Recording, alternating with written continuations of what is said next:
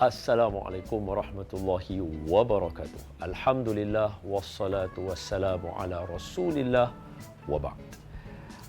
Okey, pernah dengar tak kereta Honda? Dulu pada asalnya Honda pemiliknya adalah pekerja kepada Toyota. Kenal kereta Toyota? Suatu hari bila Honda ada idea untuk nak disampaikan kepada Toyota, maka dia terus pergi jumpa dengan Toyota. So dia kata, Toyota, saya nak buat kereta macam anda. Maka Toyota kata kepada Honda, tak payahlah, kamu terus supply saja kepada saya. Kamu punya absorber, kamu supply aja apa-apa barang yang kamu nak supply kepada saya. Biar saya yang buat kereta. Balik daripada saat itu, Honda naik ke atas kotak limau. Dia berdiri, dia tengok pekerja dia semua, dia kata, mark this day, tandakan tarikh ini. Sebab saya akan ada kereta idaman saya. That's why Honda punya tagline ialah the power of dream. Sebab dia bermula dengan satu orang yang tidak meletakkan limitasi dalam hidupnya. Pernah tak anda merancang sesuatu, tapi apa yang anda rancang tak jadi seperti yang anda mahu? Biasa tak kita plan, contohnya wedding kita, holiday kita, tapi turn out dia tak jadi seperti mana yang kita mahu? Biasa tak kita cuba untuk buat sesuatu dengan perancangan yang kita ada, dan ini persediaan kita. Tiba-tiba kita diuji dengan sesuatu yang lebih besar daripada apa yang kita bersedia, membuatkan kita terduduk dan hanya boleh menongkah ke langit dan berkata, why me? Semua keadaan ini biasa berlaku dalam semua keadaan pada setiap orang. Please mark my word. Semua keadaan ini biasa jadi kepada semua orang. Cuma kita tak pernah tanya semua orang. Betul tak betul? Apa yang kita lalu membuatkan kita terduduk, kita terdiam, kita terfana sekejap. Semua keadaan yang disebabkan keluar daripada perancangan kita biasa berlaku kepada semua orang. Kita sahaja tidak pernah tanya. So, siapa sebenarnya meletakkan limitasi pada diri kita? Kerana setiap kali kita berjumpa jalan buntu, sudah pasti jalan keluarnya adalah naik ke atas. Bayangkan depan kita ada tembok. Kita jumpa dengan tembok, bukan kita kena korek lalu ke bawah. Kita panjat naik ke atas untuk menyelesaikan apa halangan yang ada di hadapan. Bukankah naik ke atas itu akan meningkatkan kualiti diri kita? Inilah yang disebutkan jangan limitkan diri anda. Kerana setiap kali berlaku sesuatu yang menyebabkan kita down, kita akan kata, adakah ini sahaja limit aku? Adakah di sini sahaja aku? Atau, okay, fine, aku memang tak boleh buat benda macam ni. No such a thing macam tu. Setiap orang dilahirkan untuk berjaya. Kalau tidak, mana mungkin. Allah sendiri menyebut dalam Al-Quran, laqad karramna bani Adam. Kami telah memuliakan anak Nabi Adam. Itu adalah kita. Jadi, dari sini, apa yang kita faham, setiap kali berlakunya sesuatu yang membuatkan kita rasa kita off limit kita kena tahu. Sekali lagi saya ulang, saya rephrase. Setiap kali berlaku sesuatu yang menyebabkan kita down dan kita rasa kita sampai kepada limit kita, tahulah bahawa sebenarnya Allah ingin membuka lembaran baru bagi kita, mengangkat level dan kualiti kita. Cuba kita tengok apa jadi kepada Hiroshima. Dan jangan lupa cerita Honda tadi. Bukankah hari ini Honda menjadi simbol kepada kejayaan kepada abang-abang dan kakak-kakak? Sehingga kan orang kata bila ada Honda, mereka sudah mencapai satu level dalam kehidupan. Nah, sekali lagi terbukti kepada kita bahawa jangan limitkan diri anda. Kerana timbul persoalan di sini. siapa sebenarnya yang melimitkan diri kita?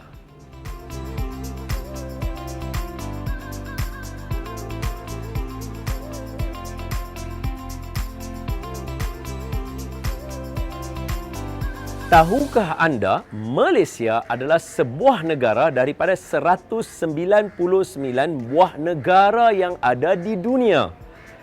Kenapa hanya melimitkan usaha kita di Malaysia semata-mata?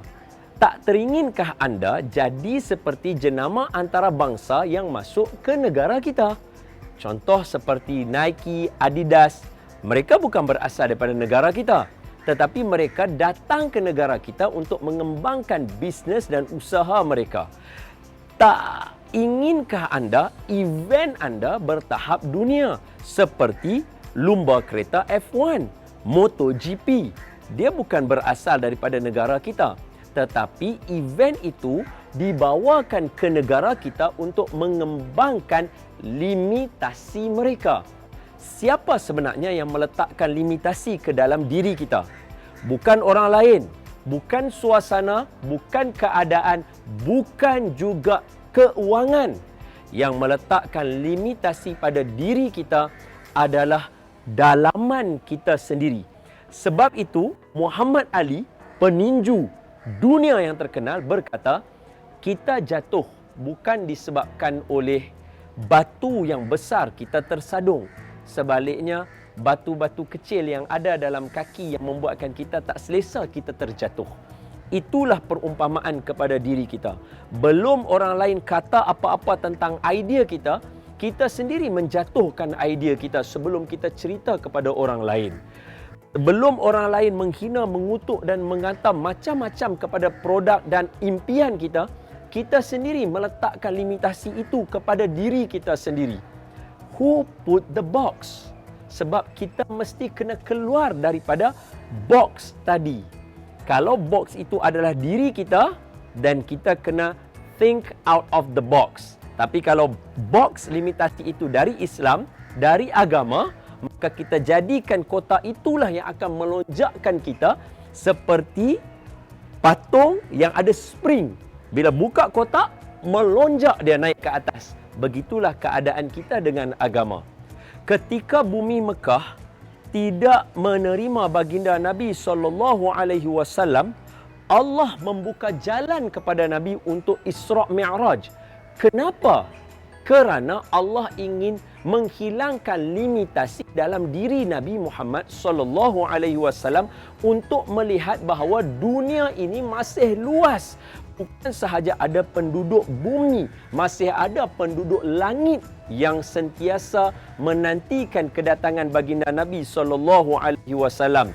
Tengok bagaimana Nabi menerapkan limitasi itu dalam diri kita. Selepas peristiwa Isra' dan Mi'raj, Nabi membuat perjalanan pergi ke Taif untuk mengembangkan dakwah Nabi. Nabi berjaya atau tidak? Tidak. Nabi dibaling dengan batu sehingga berdarah keadaan kaki baginda. Tetapi bila Nabi balik, Nabi tidak melimitkan diri Nabi kepada Taif semata-mata, kerana masih ada kota Madinah. Dan ketika Nabi sampai di kota Madinah, penduduk Madinah menerima baginda Nabi sallallahu alaihi wasallam. Dan tengok, Islam sampai kepada kita tanpa limitasi ke seluruh dunia, hasil daripada tidak melimitkan diri Nabi kepada kota Mekah semata-mata. Bayangkan bagaimana anda yang sedang menonton saya sekarang, abang, kakak, yang cuba keluar daripada limitasi anda untuk explore dunia dengan lebih mendalam lagi. Bayangkan sejauh mana anda boleh pergi.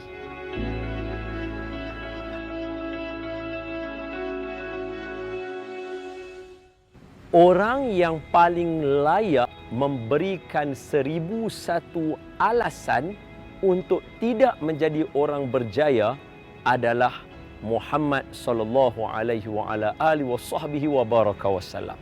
Kenapa? Kerana baginda Nabi mempunyai 1001 alasan.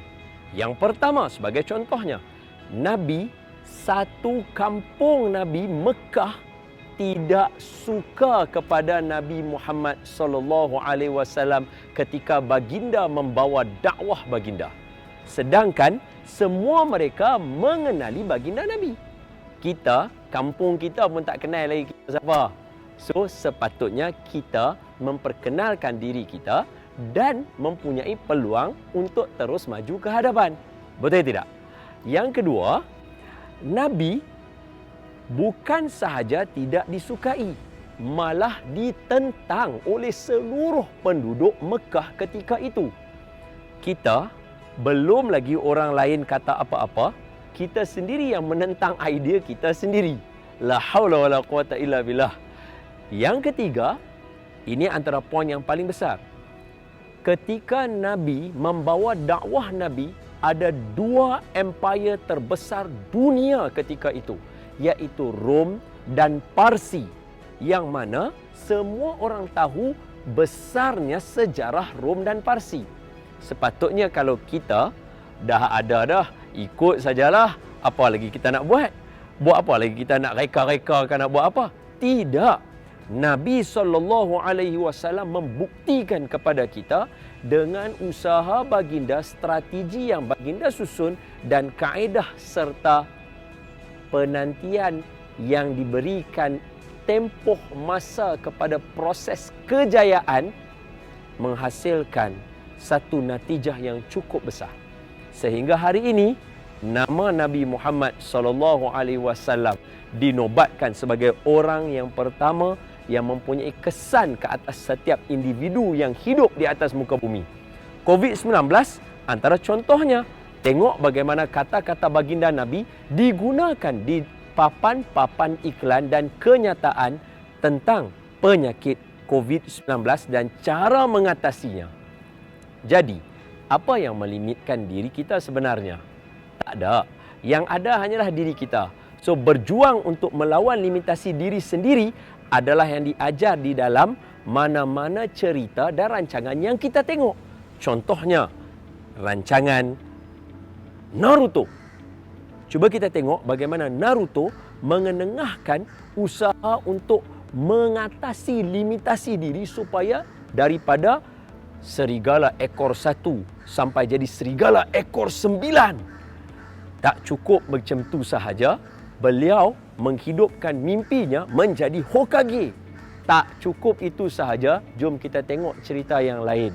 Tuan-tuan kenal cerita Bleach, bagaimana Ichigo membawakan satu harapan kepada orang ramai dengan membawakan satu sinar melalui menghilangkan limitasi dirinya, sehingga beliau boleh membuatkan kuasa Bankai yang lebih tinggi daripada orang lain. Nah, dua contoh ini contoh animasi. Belum lagi masuk cerita-cerita lain. Jom kita tengok cerita Never Back Down. Macam mana hero berusaha untuk menghilangkan limitasi dirinya supaya menjadi champion melawan orang yang suka bully. Begitu juga dengan cerita-cerita yang lain. Banyak sebenarnya yang boleh kita pelajari dalam kehidupan ini. So, sudah sampai masanya, don't limit yourself, explore untuk dapat kejayaan di dunia dan di akhirat. Wallahu a'lam.